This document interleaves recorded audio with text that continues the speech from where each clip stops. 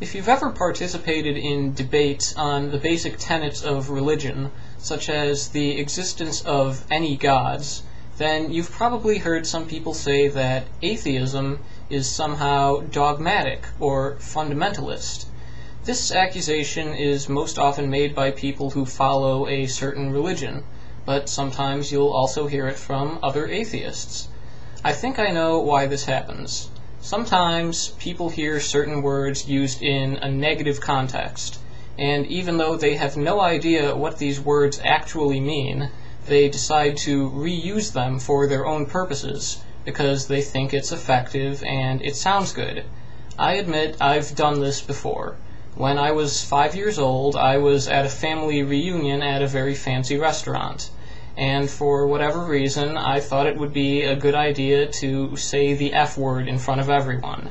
I only said it because I had heard my own father say it before. I had no idea what it actually meant, which is why I didn't expect that people would react to it as they did. The consequences of that incident made something very clear to me. It's so important to avoid using the wrong words at the wrong time. Dogmatic and fundamentalist are not the right words to describe atheism. For a position to be dogmatic, there must first be dogma to follow. For a position to be fundamentalist, there must be fundamentals to adhere to.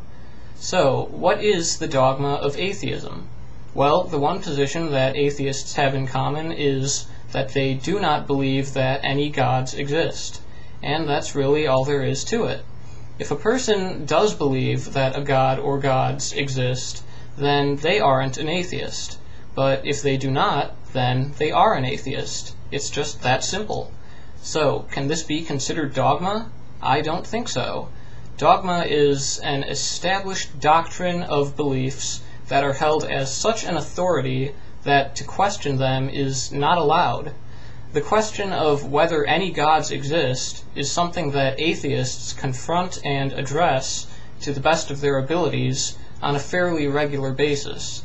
When people find out that you're an atheist, some of them will ask, "Why don't you believe in God?" And then you explain why you personally do not believe in God. And the answers can be different for every atheist. If someone, be they religious or atheist, comes up with a possible reason that a god may exist, no atheist is going to tell them, "Be silent, for such things must not be questioned." Atheists openly discuss this sort of thing quite often. We have no need to cover our ears and ignore it. We celebrate the freedom to ask questions and hold reasoned debates on any topic, including the one position that unifies us, especially because this freedom and this reasoning is what has led so many of us to atheism. If there were actual compelling evidence that any god existed, then it would have to be given consideration. And if it were indeed true, then I would have to conclude that a god or gods do exist, meaning I would no longer be an atheist. I am open to this possibility, though I don't think it's particularly likely at all. And I hope my fellow atheists share this open-mindedness. But can the same be said for religion? Are religions willing to acknowledge when their dogma is proven to be incorrect? Well, it's a mixed bag. Some adherents, when confronted with evidence, are willing to leave their faith. That's how a lot of us became atheists.